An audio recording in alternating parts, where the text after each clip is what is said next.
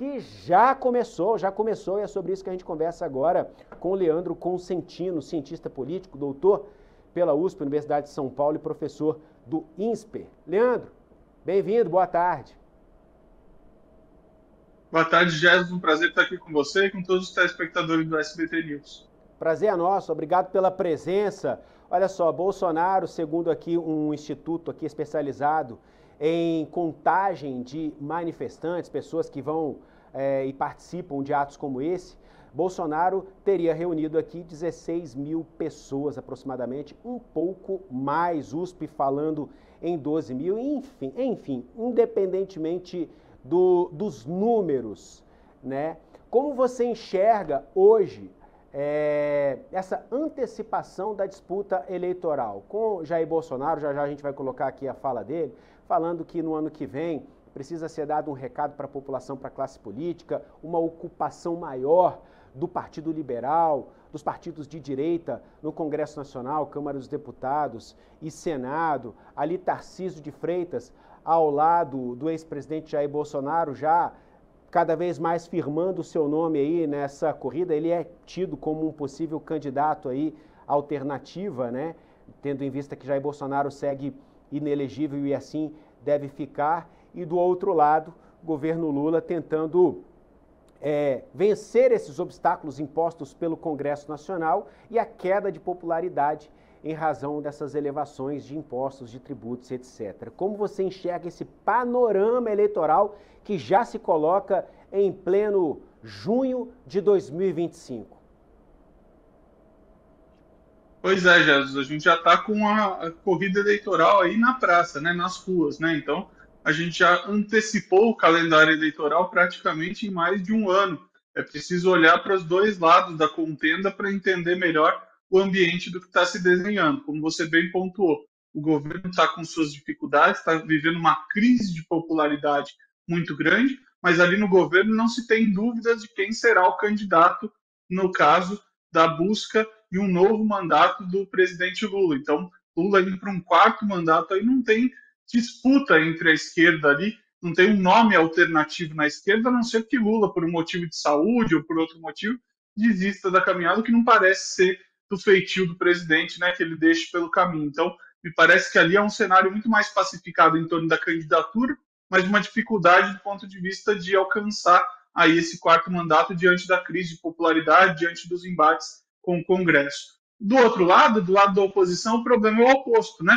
A oposição tem um prato cheio, tem tudo que ela queria aí, tem um governo que vai mal, tem um discurso aí que encaixa do ponto de vista de uma maioria no Congresso, do ponto de vista de um ambiente que talvez nunca tenha sido tão favorável à direita, com exceção da eleição de Jair Bolsonaro ali em 2018, mas não tem uma candidatura colocada, e tem uma tentativa de Bolsonaro de consolidar seu nome, como você já bem pontuou, está inelegível, não vai conseguir consolidar esse nome, e aí precisa examinar quais são as alternativas postas.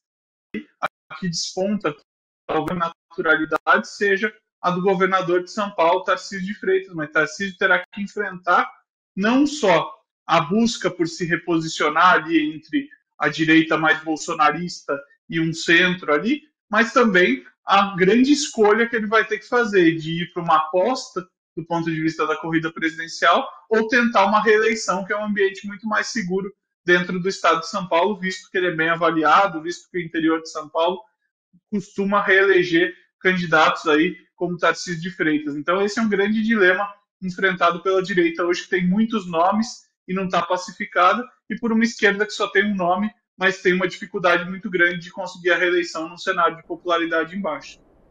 Qual é o objetivo do grupo político ali formado, capitaneado por Hugo Mota, na sua avaliação? A gente vê agora ele vindo mais à frente, tomando a dianteira, adotando um discurso ali em determinados momentos muito duro, muito incisivo contra o governo Lula, mas daqui a pouco a gente vai falar sobre isso, inclusive. Ele morde, mas também assopra. A gente vai explicar exatamente para a nossa audiência o que isso quer dizer e de que forma isso se reflete na condução dos trabalhos na Câmara dos Deputados.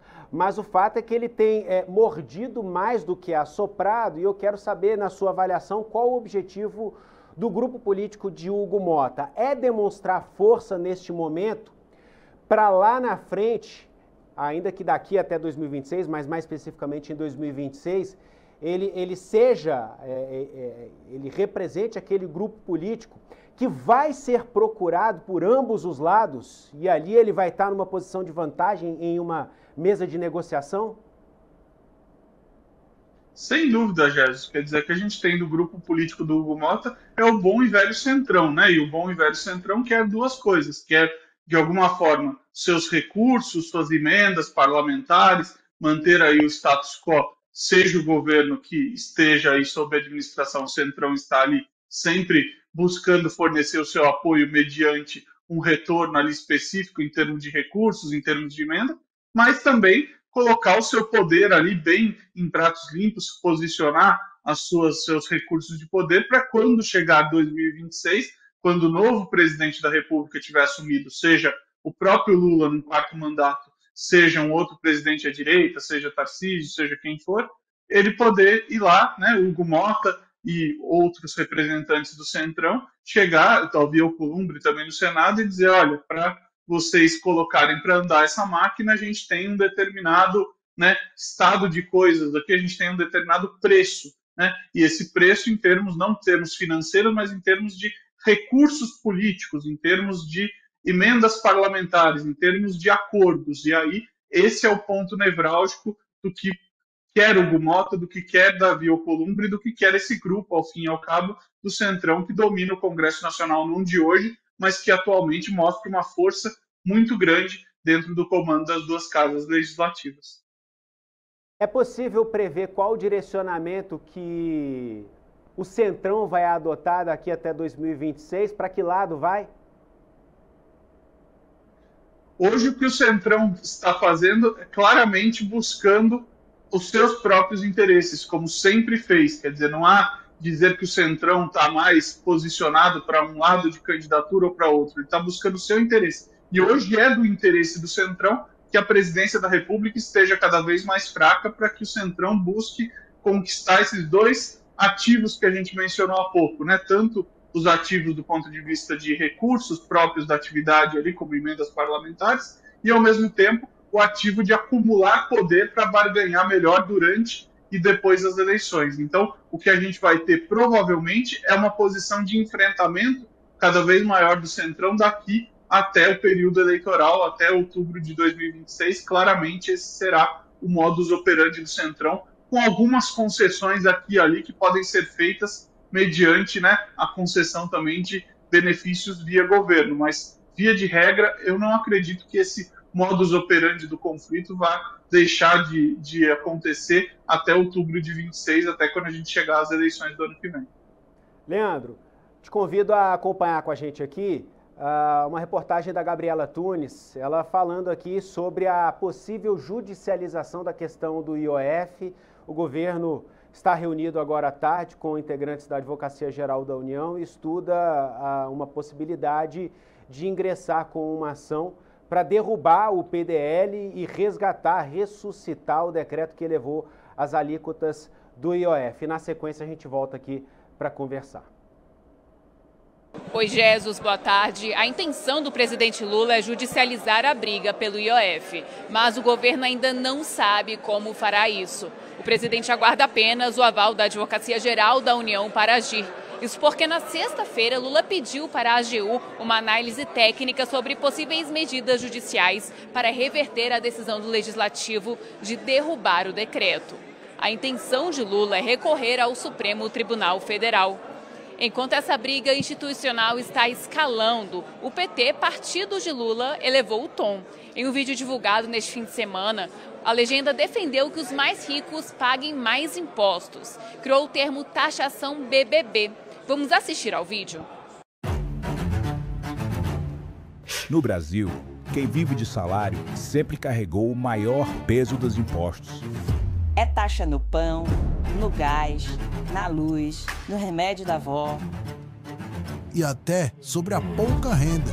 Já quem tá no topo, os super ricos, esses sempre pagam proporcionalmente bem menos. Imposto é necessário, mas justiça também é. Por isso o governo Lula quer virar esse jogo com o novo IR, fazer os super ricos e sites de aposta pagarem mais para investir em quem mais precisa. Taxação BBB dos bilionários, bancos e bets. Novo IR é justiça histórica, justiça de verdade. A reação mais impactante a esse posicionamento do PT veio do presidente da Câmara, Hugo Mota. Em uma postagem no seu Instagram, Mota tentou se defender. Ele disse que a derrubada dos 3 decretos que aumentavam as alíquotas do IOF não foram uma traição ao governo.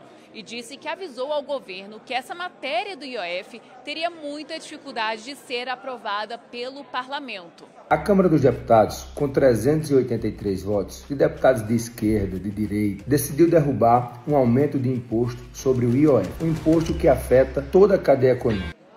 Ex-presidente do PT e atual ministra da Secretaria de Relações Institucionais, Gleisi Hoffmann, defendeu o governo e criticou aqueles que reclamam do aumento de impostos. Ela escreveu na Rede X que o que está faltando nesse esforço para equilibrar as contas é a contribuição do chamado andar de cima, que não paga imposto pelo rendimento de aplicações financeiras, pelos lucros e dividendos distribuídos aos acionistas.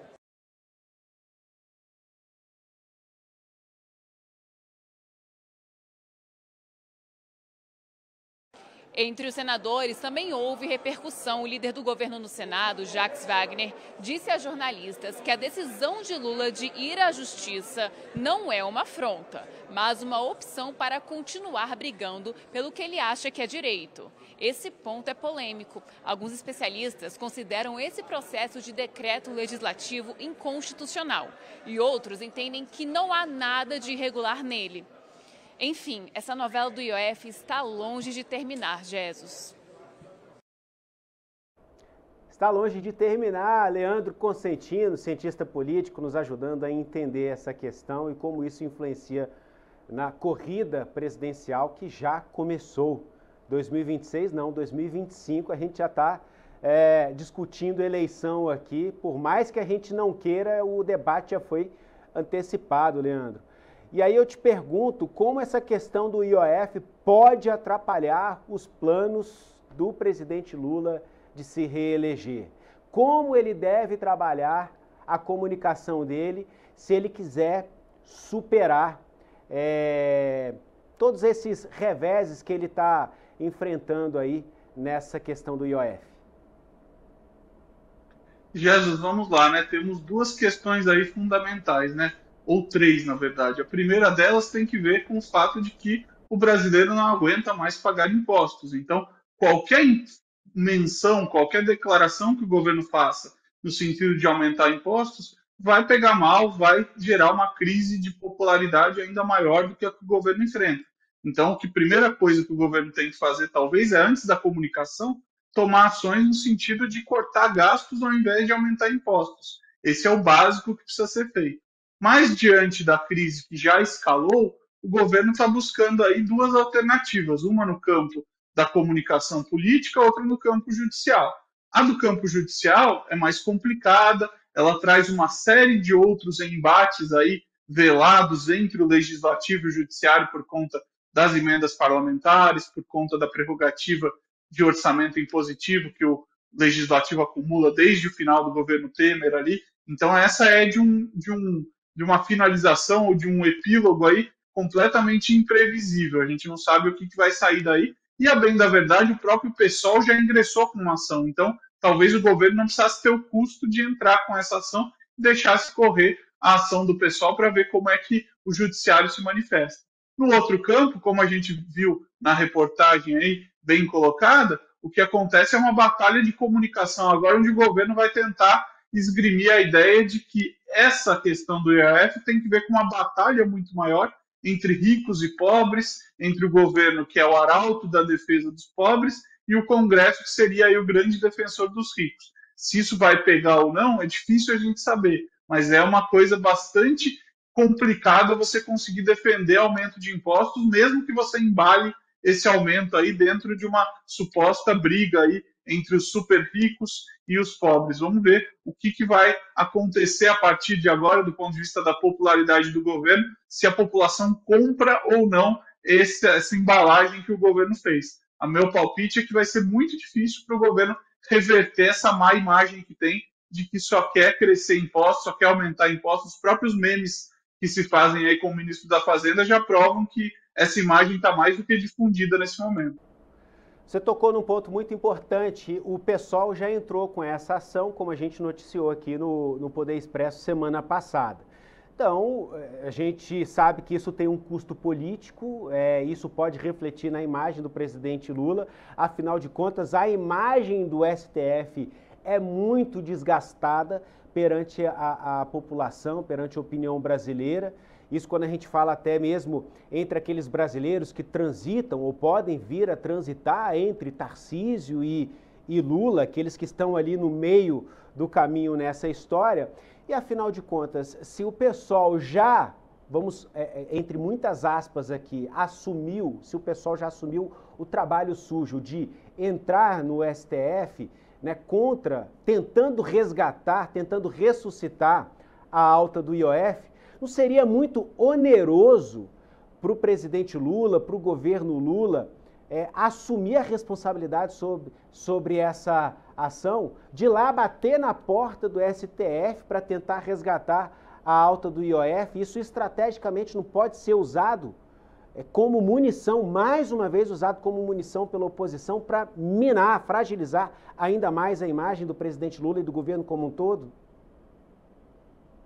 Exatamente o que eu pontuei, Jesus. Concordo plenamente com a tua fala. Eu acho que, uma vez que o pessoal já ingressou com essa ação, não há que o governo tentar buscar uma nova ação, assumir um custo que já não precisa ter, para assinar embaixo ou passar recibo de alguma forma de que há um certo conluio entre o Executivo e o Judiciário, que é o que a oposição acusa e que parte do eleitorado aí pode enxergar dentro dessa manobra. Então, eu acho que seria um custo muito menor deixar que o pessoal continuasse com a sua ação e colher os eventuais benefícios de uma eventual decisão do Supremo em favor do governo nesse momento. A única explicação que se tem para o governo querer ingressar com essa ação também é, de alguma forma, buscar a paternidade dessa atitude nessa briga ou nessa disputa aí que o governo está desenhando contra ricos e pobres, né? Parece que essa é a narrativa que o governo vai querer levar a 2026, e aí faria sentido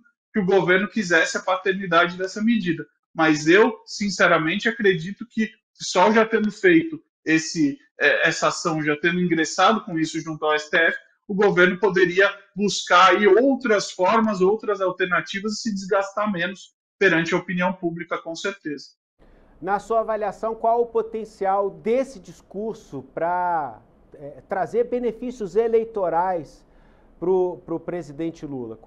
Quando fala sobre taxar o andar de cima, afinal de contas você mexe com muita gente grande, vem reações de todos os lados, ele é bombardeado pelo mercado financeiro, ele é bombardeado por grandes empresários que têm hoje a sua massa mobilizada, principalmente em uma era de redes sociais. Será que ainda é eficiente esse tipo de discurso para tentar combater a queda de popularidade causada por aumento de tributos e por aí vai? Será que isso ainda é uma estratégia interessante ou deveria-se adotar um outro tipo de comunicação de narrativa?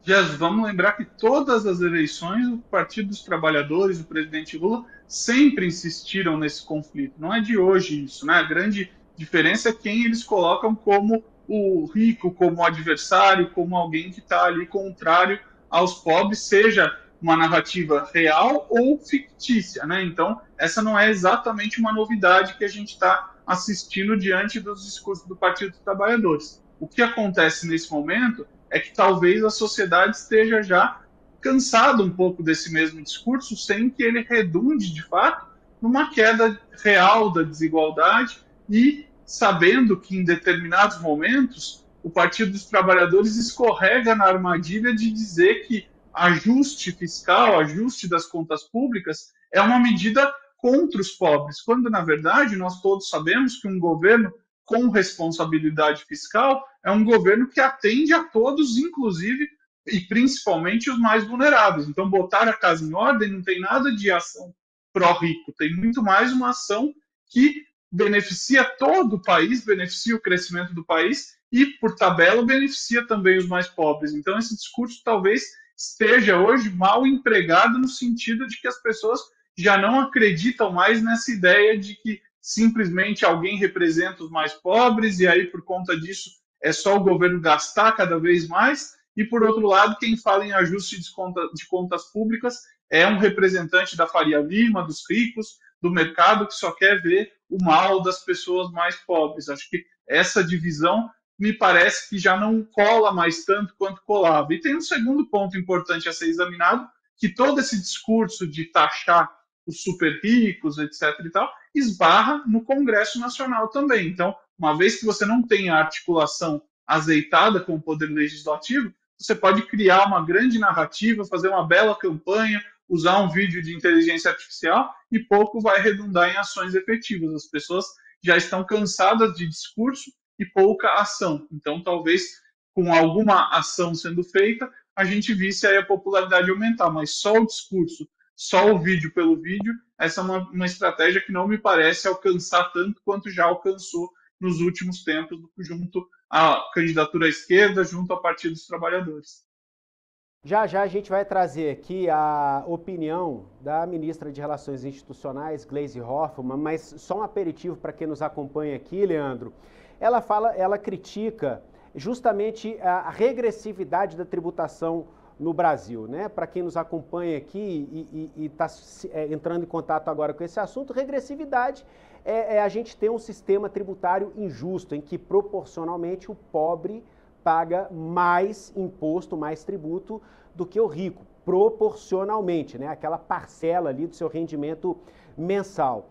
E aí ela fala aqui sobre ainda, né, termos um modelo em que não se taxa lucros e dividendos, que é a distribuição dos lucros de uma empresa. A gente tem grandes empresas aqui no Brasil que distribuem os seus lucros entre seus acionistas, entre seus sócios, e não há qualquer tributação sobre isso. Durante a reforma tributária, durante todo o governo de Jair Bolsonaro, falou-se muito sobre tributar os lucros e dividendos, falou até sobre uma espécie de IPVA, sobre jatinhos particulares, sobre iates, grandes embarcações, e a reforma tributária avançou sem nenhum desse ponto ou desses pontos sendo efetivamente implementado. Então, lá atrás, quando o debate se concentrou ali no parlamento, o PT, se é que defendeu esses pontos, não conseguiu efetivamente incluir na reforma tributária, nem no texto principal, nem nos textos anexos que vieram e ainda estão vindo, né, ainda estão sendo implementados. E agora a ministra das Relações Institucionais tenta levantar esse discurso, enquanto a gente vê aí umas movimentações do governo de elevar a tributação ou de se promover justiça fiscal via decretos. A gente não está aqui num cenário em que se perdeu uma oportunidade de ouro para colocar toda essa questão de justiça tributária em prática e o governo fica sem margem de manobra agora? Jesus, esse é o grande problema sempre, né, das nossas reformas, né? Elas acabam se deparando, né, com determinados interesses concentrados dentro da sociedade que se refletem no Congresso Nacional. Não foi diferente durante a reforma da Previdência que a gente assistiu, não foi diferente durante a reforma tributária, não será diferente nesse momento. Então, de novo, é muito bacana fazer um discurso muito bem embalado de enfrentar privilégios, de cortar super salários, de tributar mais os super ricos. Agora, quando isso vai do ponto de vista do enfrentamento político, quando isso demanda a articulação política do executivo junto ao legislativo, isso vai claramente esbarrar nesses interesses. E aí, um governo minoritário como o governo que nós temos hoje, né, um governo que não tem uma base parlamentar sólida, um governo que a semana passada viu ali boa parte dos seus partidos que sustentam a coalizão votarem contra o próprio governo, e aí eu não estou falando só dos partidos do Centrão, estou falando até de partidos da esquerda, o PDT, até mesmo o PSB, o partido do vice-presidente Geraldo Alckmin, a sua maioria votou contra o governo. Então, um governo que está minoritário nesse momento, que não consegue fazer articulação política mínima no Congresso Nacional, esse é um governo que não tem a menor chance de enfrentar esses interesses. Se fosse um governo popular, um governo que tivesse ampla popularidade nas ruas e no Congresso Nacional, a gente poderia até imaginar que isso poderia ser enfrentado, como foram os governos do presidente Lula ali, sobretudo o segundo governo ali, onde muita gente dizia, agora ele enfrenta o que ele quiser, só que naquele momento ele gastou o capital político dele muito mais buscando a sucessão, muito mais lançando a então ministra da Casa Civil, Dilma Rousseff, para a presidência do que aprovando essas medidas. Não vai ser agora num governo que está com baixa popularidade, com dificuldade de articulação junto ao Congresso Nacional, que vai conseguir enfrentar os grandes lobbies e os grandes interesses concentrados no Congresso. Então eu sou bastante cético que isso ocorra. Sempre tem um problema de enfrentar esses lobbies, esses interesses no Brasil. Agora, então, acho que a gente está numa situação ainda mais complexa, mais delicada para fazer esse enfrentamento. Leandro Cosentino, cientista político, doutor pela USP, Universidade de São Paulo, professor do INSPER, participando ao vivo daqui do Poder Expresso. Eu agradeço demais pela presença aqui no SBT News, professor. Até a próxima. Jesus, foi um grande prazer. Até a próxima. Um grande abraço a todos do SBT News. SBT News, o maior canal de notícias do YouTube.